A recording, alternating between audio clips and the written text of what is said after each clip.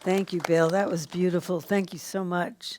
So, welcome to Unity of Orange County. And today is it's an interesting day. I have to say, I had this talk in my mind that I was going to do, and then I woke up and it's spring, and it's Palm Sunday, and it's Passover, and it's just all this stuff going on. And the thing I love about metaphysics is really the idea of going beyond the physical and to the meaning.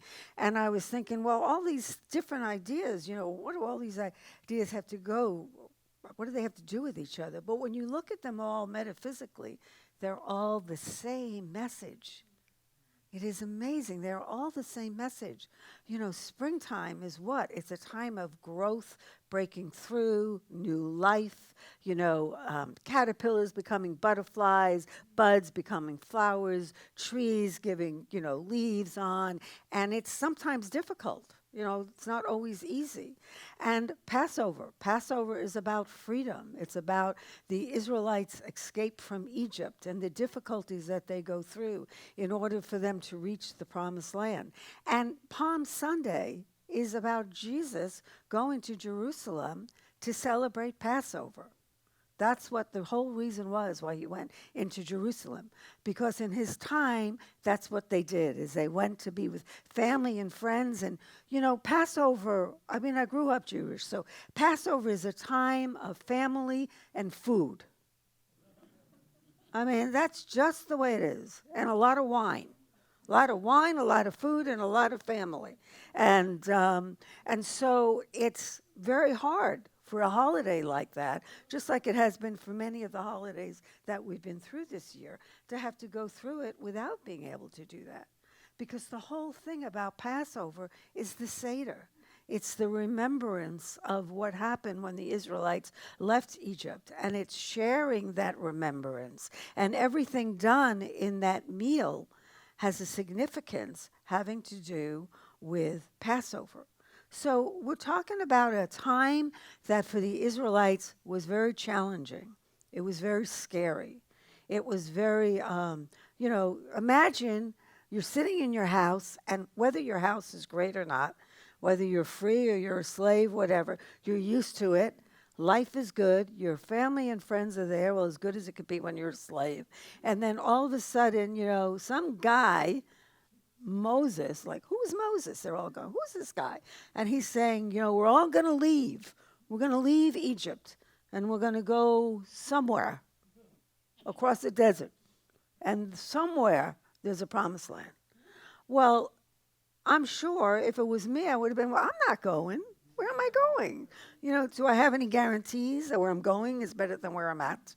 And but the whole thing is, when you look at Passover metaphysically, Egypt represents the material realm, and the sense consciousness, our five senses. So in Egypt, they have food, they have housing, they have all this material stuff. What don't they have is freedom, spiritual freedom, physical freedom. That's what they don't have. The promised land represents that. It represents a higher consciousness. It represents freedom, freedom from slavery, freedom from attachment to the material, and a new living in a spiritual realm. And think about it, that happens to many of us in this lifetime. We're attached to things of the physical realm. So I have to tell you, I am attached to being able to walk on 2 feet. I was really attached to that. And I know I'm blessed because I was at a meeting the other day and someone was sharing and they have something wrong with them that they may never be able to walk. And I thought, thank you, God, that I know that this is temporary. But when you're attached to having the freedom to be able to get in the car and drive, or when you're attached to be able to just get up and get something when you want to get it without having to deal with a walker or without having to ask somebody to go to the store for you or to help you out of the house so you could get in the car. It is just, for someone like me, That's terrible. I'm a very independent person. I've always been someone, I like to do things on my own. Thank you very much, but I can do it myself. And to all of a sudden have to admit that I can't do things on my own is big. So it's kind of a slavery in a way. It's kind of like the Israelites being enslaved by a body that isn't working the way I want it to work right now. And so what we learn in all three of the incidences, Passover, Palm Sunday, and Spring, is that it often takes a difficult time for us to really grow to become all that we can be. The Israelites would never have been able to appreciate the Holy Land, which is again that spiritual consciousness, if they hadn't had to walk out of their comfort zone, if they hadn't had to go past their fear that the desert was this horrible place I had to cross, and that being in Egypt was better than being out there in the desert. And what does the desert represent metaphysically? The desert represents lack of water, food, all those things that we depend on. And wandering in it for 40 years. And what does 40 years represent? The time it takes to get what you need to get in order to move on to the next level. Number 7, number 40, they're all metaphysical numbers representing a completion. So they had to stay in the desert until they had to complete what they had to complete. So what's interesting is after they get out of Egypt, God puts 10 plagues on Egypt. Egypt doesn't want anything at all letting them go. It takes the smiting of the firstborn before the Pharaoh says, okay, you guys can go. And even then he changes his mind and goes running after them. And then they come across the Red Sea, and now they're faced between the Red Sea and the Pharaoh. Well, isn't that like us? We're faced between a rock and a hard place. We can't go back to the old, but the new is really scary, and it means going through the water. I mean, it just is so what happens is the Red Sea doesn't part until they take the first step into the Red Sea. You see, we have to take the first step into the unknown before we can see that there is this bridge, there is this way to get through that difficult time. So they go into the Red Sea, and we all know the story. The Pharaoh follows, the oceans close, the Egyptians all drown. The Israelites are now on the other side. Hooray, hooray, hooray. And they have no food, they have no water, and they have no idea where they're going. Now, God has told them to do this. And they're okay for a while. And then they start thinking, wait a minute here. You got us out of Egypt to wind up here? What kind of God are you? I think I'm going to go worship a golden calf instead, because I could see the golden calf. So I'm going to worship this golden calf, and maybe it's going to get us out of the desert. Well, doesn't that happen to us sometimes where we're in this place of desert, this nomad place, this place between a rock and a hardship? We don't really know where we're going, and the back is looking really good, but we can't go back. And so all of a sudden someone says, this is your answer.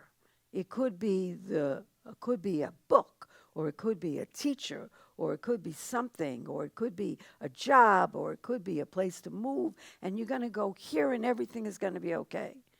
But that's never the answer, because the golden calf again represents the material. It represents our attachment to the physical instead of the spiritual.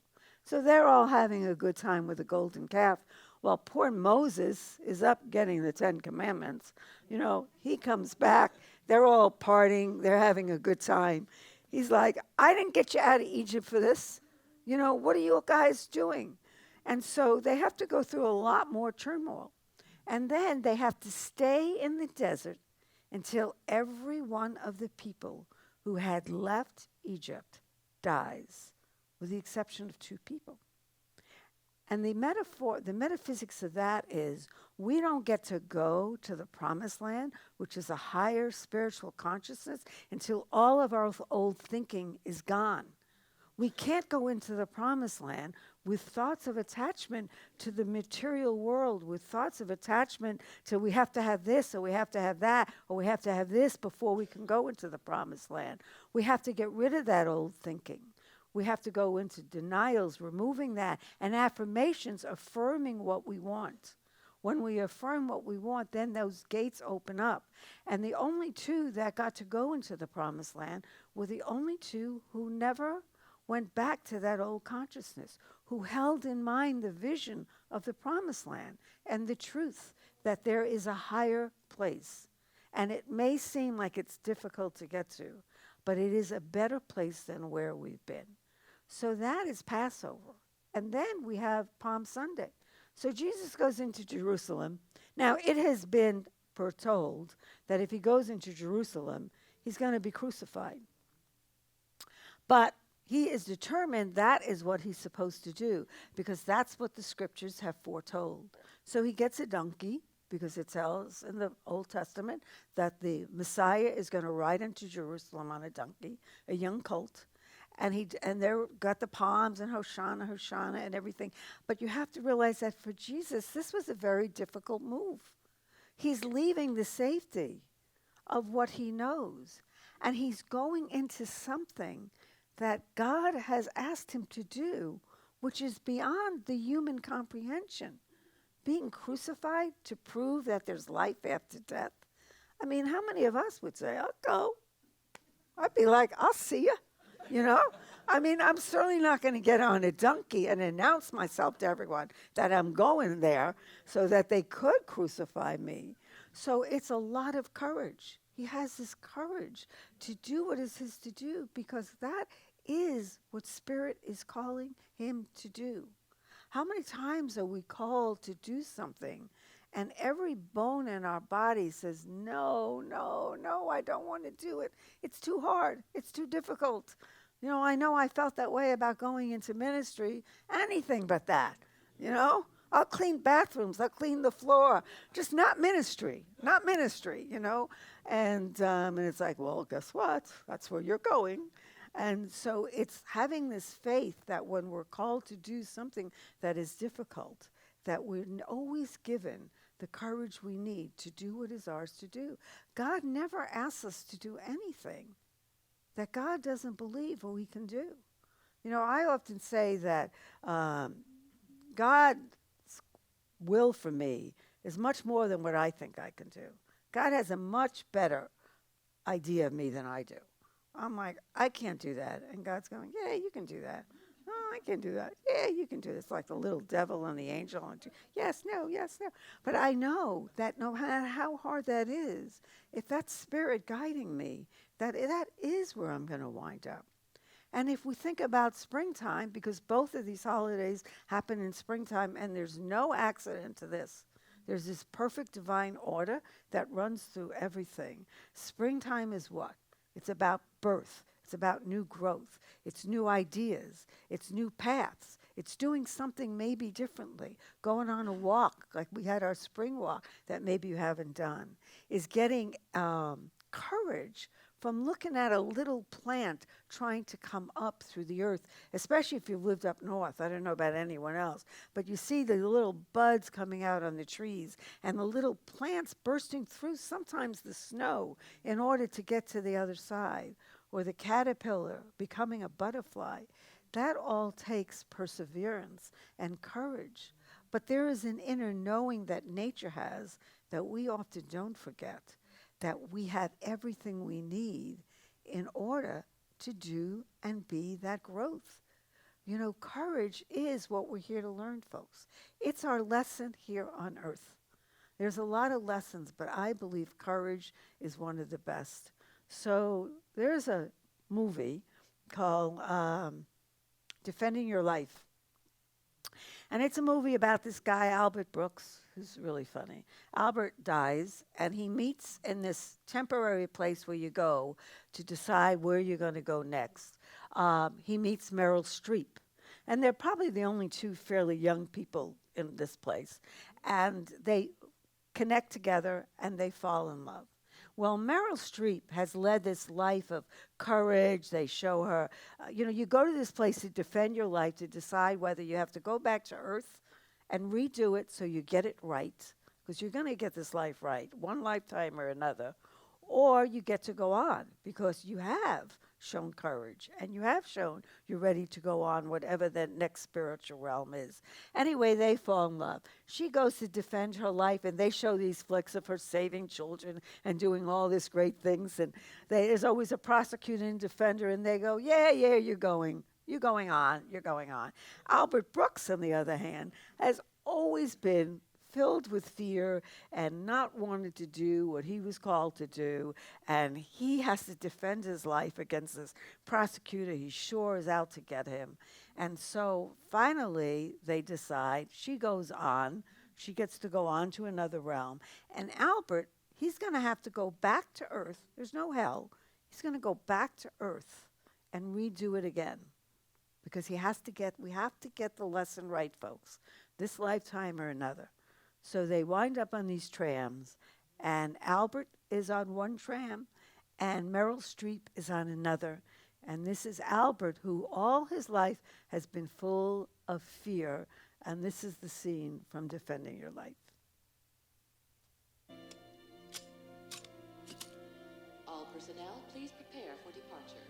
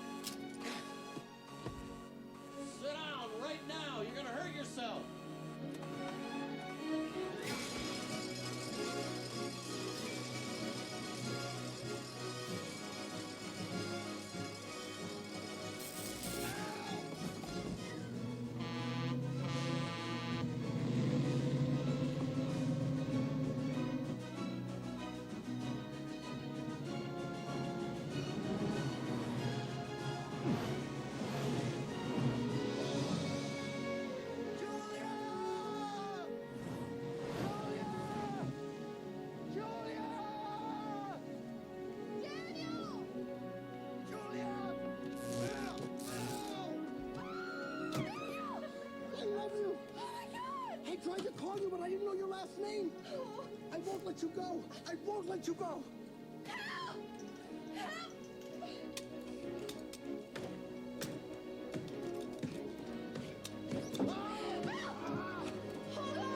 Hold on, just please hold on. I love you. I love you.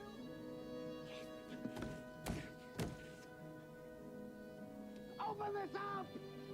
Damn it, open it up! Please open the door! Julia, wait for me! Wait for me! Brave enough for you? Please! Open the door, please! Julia! Julia! Let him go.